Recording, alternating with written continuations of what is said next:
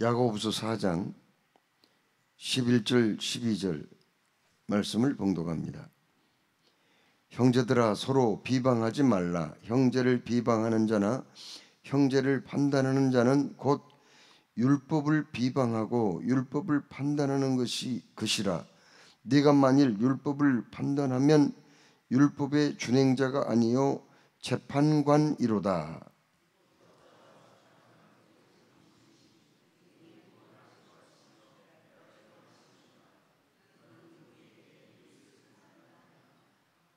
아멘. 야고보서 4장 1절부터 10절까지 말씀은 교회의 다툼과 분열을 조심하라, 그렇게 말씀하셨어요. 교회의 분열과 다툼에 직접 영향을 미친 것이 있는데, 자기 욕심으로 말미암은 이기주의, 이걸 조심하라는 거죠. 그리고 내가 은혜가 떨어지면은 또 그런 일이 벌어지기 때문에 은혜를 사모하라. 성령의 은사를 사모하며 늘 구하라. 이렇게 말씀하셨습니다. 제가 오늘은 11절 12절을 우리가 봉독했는데, 이 말씀은 무슨 말씀인가요? 비방하지 마라, 그렇게 말씀하셨어요. 비방. 여러분, 비방이라는 건 뭘 얘기해요? 비방은 일단은 자기 얘기하는 건 아니죠. 남의 얘기를 하는 겁니다. 남의 얘기할 수도 있죠.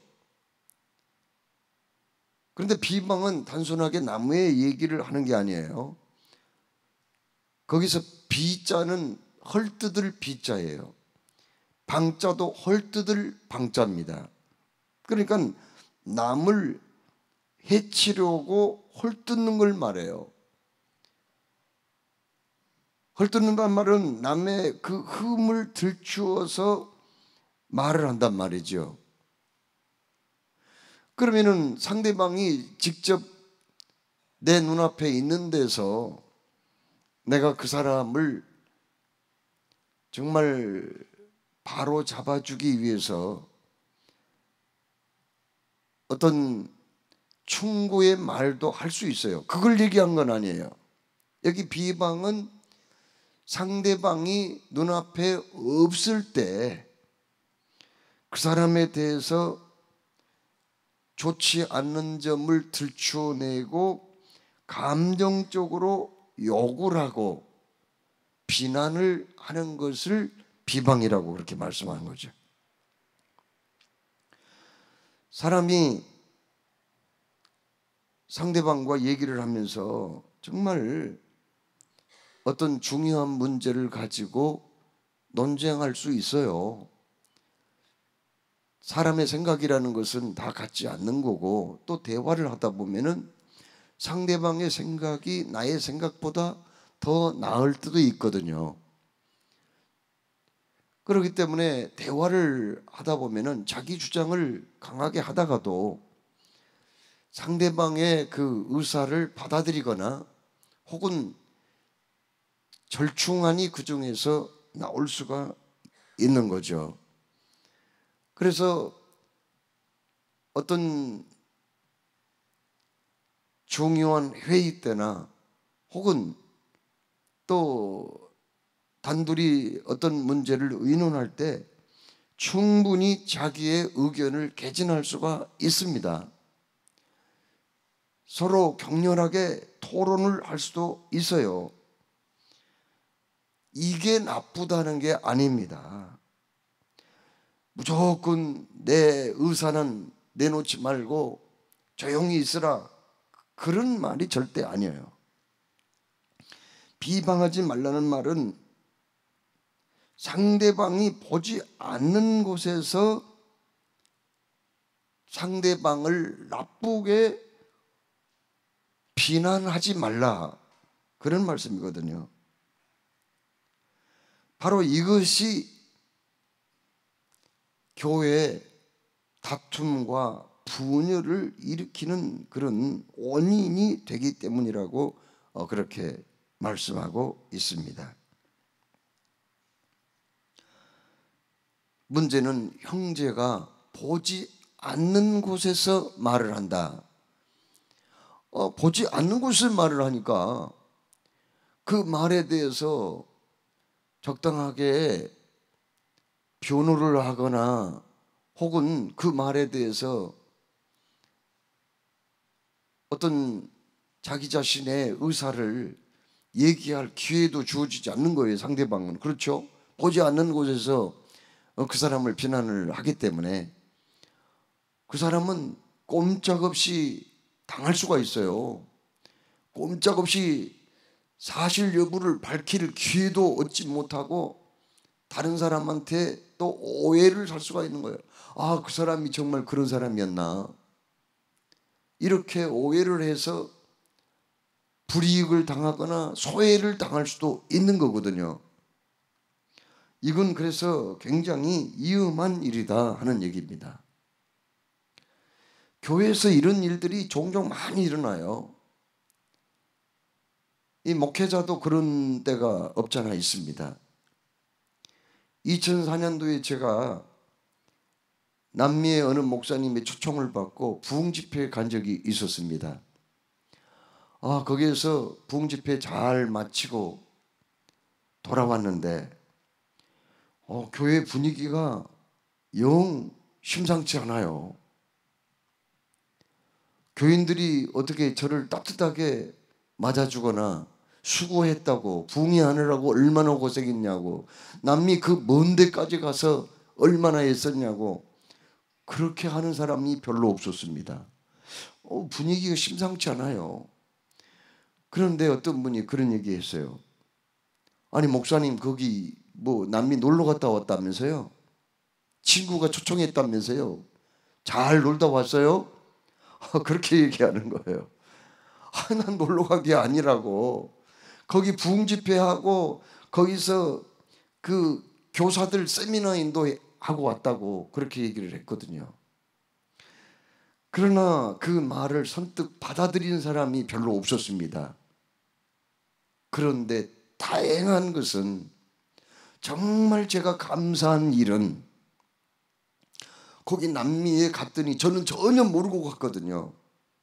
그런데 우리 교회에 어떤 처녀가 거기 남미 그 나라에서 이민 가서 살고 있는 어떤 총각과 결혼을 했어요. 그런데 우리 교회 권사님 한 분이 그 딸네 집에 오셨더라니까. 난 전혀 몰랐어요. 어디 나라인지도 모르고. 그래가지고 그 권사님하고 따님이 부흥 집회 처음부터까지 참석을 했거든요. 그래서 얼마나 다행인지 몰라요. 문제가 더 커졌으면은 목사가 목회는 않고 여행이나 다니고 놀러 다니고 그랬다. 그래가지고 더 교회가 시끄러워지고 문제가 생겼다면은 증인이 2명 있잖아요. 거기 권사님하고 권사님 시집간 딸 있잖아요. 그분을 제가 소환을 하려고 했는데 그냥 그런 대로 끝난 적이 있습니다. 참 누군가가 그렇게 비방하는 말을 터뜨렸는데 그 말을 들은 사람들이 많은 사람들이 그걸 확인도 하지 아니하고 또 직접 본인에게 묻지도 아니하고 사실로 받아들였다는 거예요. 그래서 또 다른 사람에게 비방하고 그 사람은 또 다른 사람한테 비방하고 아니 목사님이 그럴 수 있어? 놀러나 다니고 이런 결과를 가져왔다는 것을 발견하게 되었습니다.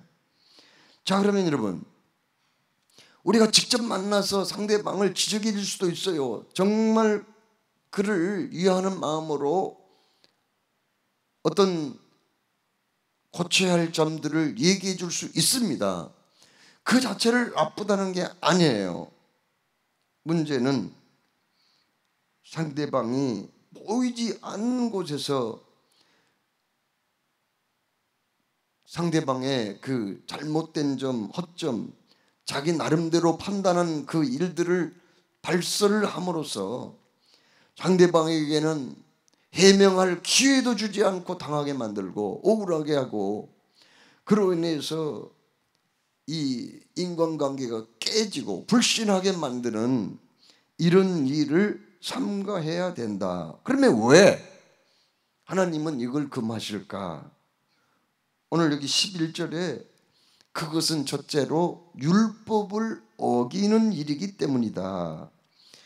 여러분, 율법의 정신이란 게 뭐예요? 형제들아 서로 비방하지 말라. 형제를 비방하는 자나 형제를 판단하는 자는 곧 율법을 비방하고 율법을 판단하는 것이라. 율법을 비방하고 율법을 판단하는 일이란 말은 율법에 상대방 없는 데서 그렇게 비방하고 욕하고 그 사람을 해칠 마음으로 그렇게 비난하는 그런 일은 하지 말라. 율법에 나와 있어요. 레위기 19장 16절부터 18절까지도 거기 말씀이 나와 있고, 율법의 모든 정신이 결국 뭡니까? 두 가지죠. 하나님을 사랑하라, 내 이웃을 내 몸과 같이 사랑하라. 이게 율법의 정신이란 말이죠. 그 율법의 정신을 어기는 일이란 말이죠. 여러분, 사람은 완벽하지 못해요. 너나 할 거 없이 죄인들 아니겠습니까? 실수와 허물이 있는 거예요. 우리 사람이 생각하는 게 다 옳지 못합니다. 판단하는 거 다 좋은 건 아니에요. 그러나 내 마음에 맞지 않는다고 해서 그걸 다 일일이 비방하고 헐뜯고 그렇게 산다면 이 세상에 정말 정상적으로 올바르게 살아갈 사람이 누가 있겠어요? 그래서 사랑이 필요한 거죠. 그렇습니다. 사랑은 뭐예요? 상대방의 잘못과 허점, 실수까지도 감싸고 덮어주는 게 그게 사랑이 아니겠어요? 여러분, 구속이라는 말 아시죠? 예수님이 우리를 구속했다. 그 말은 값을 지불하고 우리를 하나님의 자녀로 샀다, 그런 말인데, 구속이라는 말에 히브리어는 가알이라는 단어인데 그 가알이라는 단어가 의미가 있어요. 그 말은 덮어주다 그런 뜻이에요. 여러분, 막 그냥 온 천지가 막 그냥 쓰레기가 날리고 연탄재가 굴러다니고 막 그냥 너무너무 지저분해요. 그런데 잠을 자고 일어났더니 첫눈이 내렸어요. 얼마나 첫눈이 수북하게 많이 내리는지요. 발목까지 붕붕 빠질 정도로 많이 내렸습니다. 흰 눈이 내리니까요, 온 천지가 다 하얗게 보이는 거예요. 지저분한 것들 하나도 안 보이는 거예요.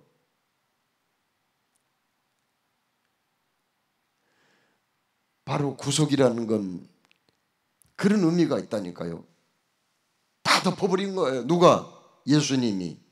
주님의 보혈로 다 덮어버렸어요. 주님의 사랑으로 다 덮어버렸어요. 흉한 거, 보기 싫은 거, 흠집투성이 아무것도 안 보여. 다 덮어버렸어요. 주님이. 우리를 다 덮어버린 거예요. 우리가 사람들한테는 흠이 있을지 몰라도 적어도 우리 주님한테는 아무런 흠이 없는 거예요. 그래서 나의 사랑, 너는 순전히 어여뻐서 아무 흠이 없구나, 이렇게 아가서 4장 7절에 말씀하지 않았어요? 주님의 눈에는 우리 권사님의 흠이 안 보입니다. 우리 집사님 아무런 허물이 안 보여요. 주님의 눈에는. 왜요? 다 덮어버렸거든. 그게 율법의 정신이라는 거죠. 그런데 주님은 자기 허물을 다 덮어줬는데 자꾸 안 본 데 가서 남을 헐뜯고 비난하고 허물을 들춰내고 심지어 사실이 아닌 것까지 사실처럼 얘기를 하고 다닌다면 그건 율법을 어기는 일이다. 그렇게 11절에 말씀하셨습니다. 또 한 가지 이유가 있습니다. 왜 남 보지 않는 데서 비방하지 말라고 했는가? 그것은 하나님의 주권에 속한 것이기 때문이라고 12절에 말씀을 하셨어요. 입법자와 재판관은 오직 한 분이시니 능히 구원하기도 하시며 멸하기도 하시느니라. 너는 누구이기에 이웃을 판단하느냐? 무슨 얘기입니까? 이 세상 사람들을 판단하고 생사를 주관하신 분은 누구예요? 오직 하나님 한 분뿐이라는 거죠. 신명기 32장 39절에 그렇게 말씀했어요. 오직 하나님 한 분만이 우리 사람의 잘잘못을 따지고 심판을 하고 그리고 우리 인간의 생과 사, 화복을 주관하시는 분이다. 그런데 그 하나님의 몫을 자기가 뺏어 가지고 끼어들어 가지고 안 본 데 가서 그 사람을 비난하고 욕하고 헐뜯고 그 사람을 해칠 목적으로, 이 해칠 목적이라는 게 중요합니다. 해칠 목적으로 좋지 않게 얘기를 한다면 그건 하나님이 하실 일을 자기가 빼앗는 거예요. 하나님이 하실 권리를 갖다가 침해하는 교만한 죄를 짓게 된 것이다. 이렇게 말씀을 하셨습니다. 그렇습니다. 비방하는 것은 자신을 하나님 위치에 올려놓는 일이기 때문에 오늘 하지 말라. 그렇게 12절에 말씀을 하셨습니다. 자, 하나님께서 사랑하신 여러분, 정말 우리가 이 세상 살면서 말을 할 수 있는 특권을 하나님이 주셨어요. 어떤 피조물도 말 못해요. 우리 사람한테만 언어를 통해서 서로 사랑을 표현하고 칭찬과 격려를 하고 또 중요한 정보를 교환하고 지식을 전달하는 그런 일을 하죠. 그리고 나의 아픔과 기쁨, 감정을 또 전달을 하게 하셨습니다. 이 말을 한다는 건 엄청난 복인 거죠. 우리가 그 말을 통해서 얼마든지 좋은 일을 할 수가 있는 거예요. 말 한마디로 천냥빛을 갚는다는 말도 있잖아요. 여러분, 천냥은 이건 상상을 초월한 액수입니다. 이건 조선시대 때 천냥은 엄청난 거예요. 이건요, 수 100억 정도 가치가 있는 거예요. 이건요, 오늘날. 그런데 세상에 내가 늘 눈만 뜨면 할 수 있는 이 말을 통해서 천냥빛을 갚을 수 있다는 거, 이건 엄청난 거 아니에요? 엄청난 거 아니에요, 이건. 그래서 우리가 이 세상 살아가면서 하나님이 주신 말할 수 있는 특권을 잘 활용하여 참으로 사람을 살리고 용기와 희망을 주고 분위기를 바꾸고 교회를 부흥시키는 그 일에 아름답게 쓰임받기를 주님의 이름으로 축복합니다. 사랑해 주님, 오늘도 말씀 주심을 감사합니다. 말씀 주셨사오니 주님 그 말씀에 순종하고 살아가는 우리 모두가 되게 하여 주옵소서. 예수님의 이름으로 기도드리옵나이다. 아멘.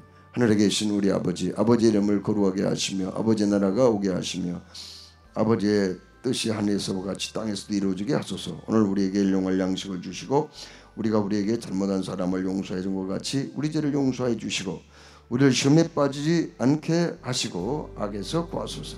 나라와 권능과 영광이 영원히 아버지의 것입니다. 아멘.